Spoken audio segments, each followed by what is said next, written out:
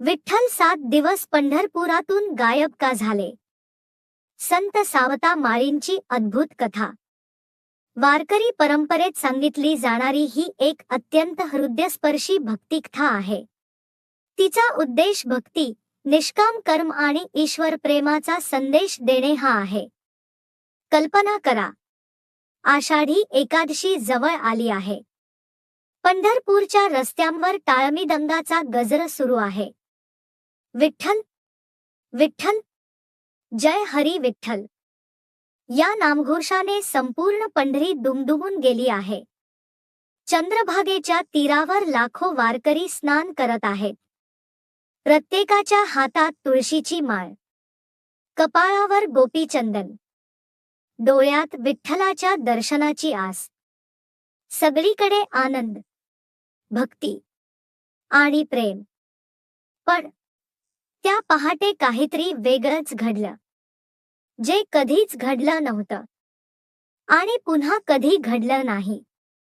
पंढरपूरची सुन्नता. पहाटेची काकड आरती सुरू होणार होती. मंदिराचे दरवाजे उघडले गेले. पुजारी नेहमीप्रमाणे गाभायात प्रवेशले. हातात आरतीचे ताट, ओठांवर मंत्र, डोळ्यात आनंद.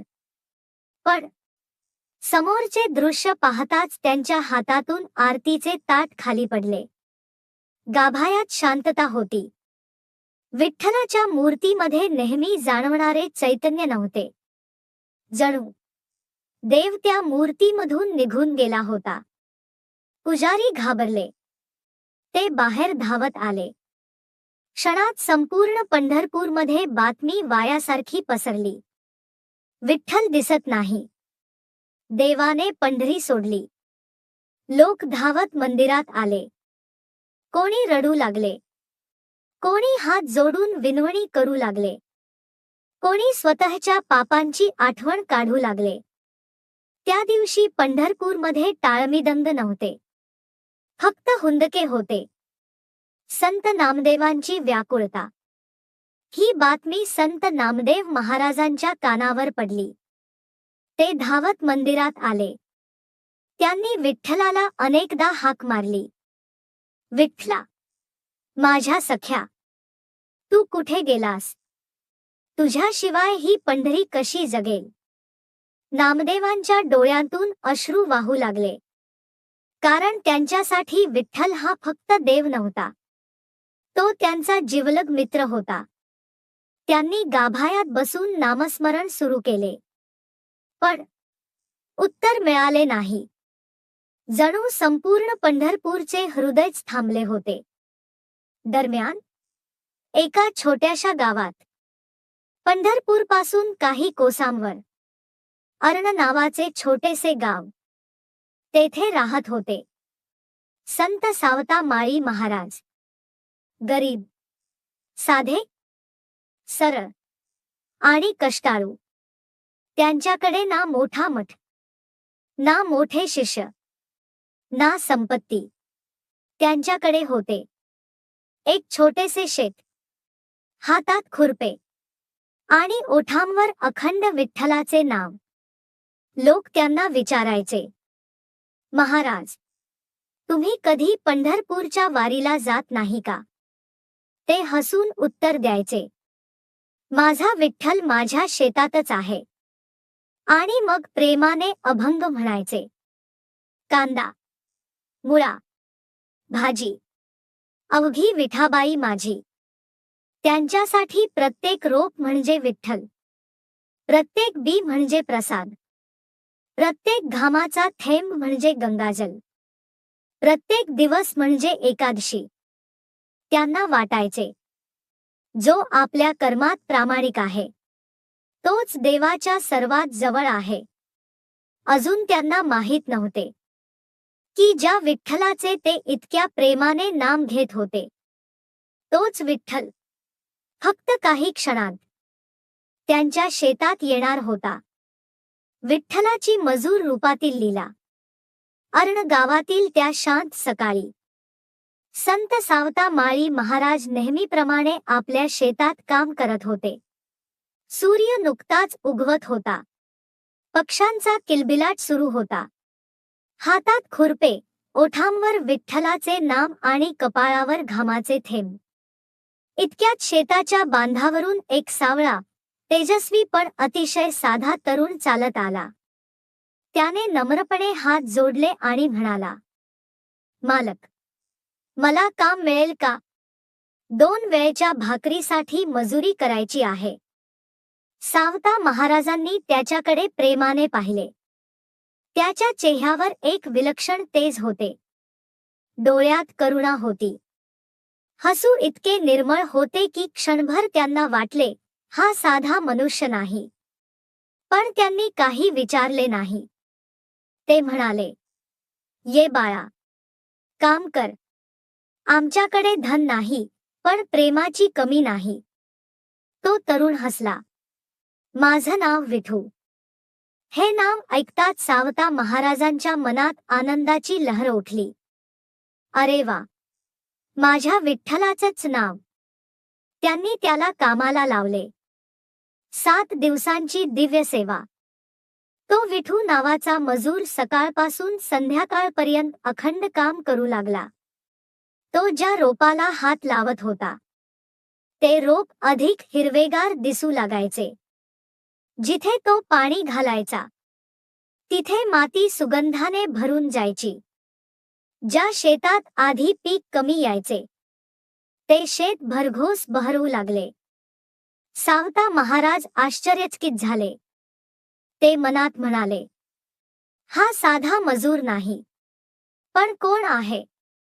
परंतु त्यांनी कधीही त्याला त्याची ओळख विचारली नाही, कारण त्यांना प्रत्येक जीवात विठ्ठलच दिसत होता. दरम्यान पंढरपुरात संत नामदेव महाराज, संत ज्ञानेश्वर माऊली, गोरा कुंभार, चोखामेळा आणि अनेक संत विठ्ठलाचा शोध घेत होते. सर्वांनी ध्यान केले, नामस्मरण केले, प्रार्थना केली. तेव्हा त्यांच्या अंतःकरणात एक दिव्य संकेत उमटला. माझा शोध अर्ण गावात घ्या. क्षणाचाही विलंबन करता सर्व संत अर्ण गावाकडे निघाले. संतांना दर्शन झाले. अर्ण गावात पोहोचल्यावर त्यांनी दुरून पाहिले. एक सावळा तरुण, हातात खुरपे आणि संत सावता माळींसोबत शेतात काम करत होता.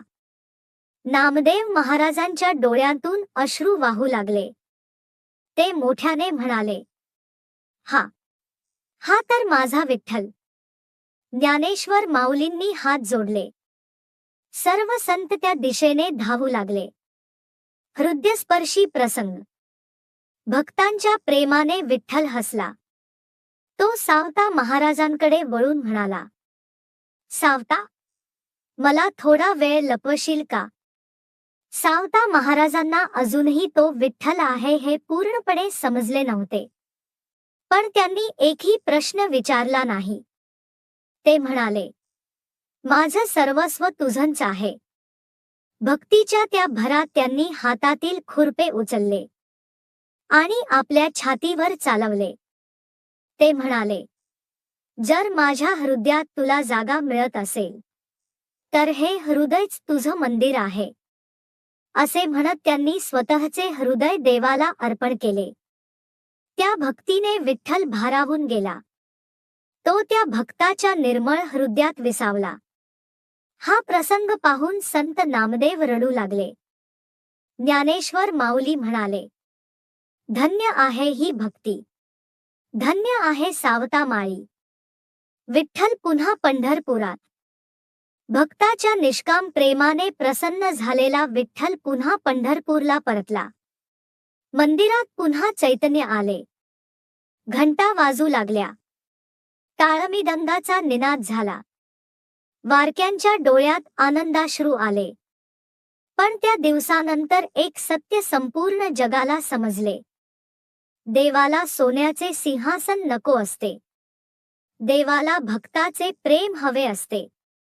या कथेचा संदेश संत सावता माळी महाराजांनी आपल्या जीवनातून दाखवून दिले की कष्ट करणारा हात जर प्रामाणिक असेल, मनात अहंकार नसेल आणि प्रत्येक कर्म देवाला अर्पण केले असेल तर देव स्वतः त्या भक्ताच्या घरी येतो. देवाला महागडे हार नकोत. त्याला घामाचा सुगंध प्रिय असतो. देवाला मोठे यज्ञ नकोत. त्याला निष्काम कर्म प्रिय असते. म्हणूनच आजही संत सावता माळी महाराजांचा अभंग प्रत्येक भक्ताला प्रेरणा देतो. कांदा मुळा भाजी अवघी विठाबाई माझी. या एका ओळीत संपूर्ण अध्यात्म दडलेले आहे. शेवट भावनिक समारोप. मित्रांनो, कदाचित आपण रोज मंदिरात जाऊ शकणार नाही. कदाचित दरवर्षी पंढरपूरची वारीही करता येणार नाही. पण जर आपण आपल्या आईवडिलांची सेवा केली, आपले काम प्रामाणिकपणे केले, दुसऱ्याच्या डोळ्यातील अश्रू पुसले आणि प्रत्येक श्वासात विठ्ठलाचे नाम ठेवले, तर समजा विठ्ठल आपल्या दारात उभा आहे. कारण देव मंदिरात राहतोच, पण त्याचे खरे निवासस्थान भक्ताचे निर्मळ हृदय असते. पांडुरंग हरी विठ्ठल.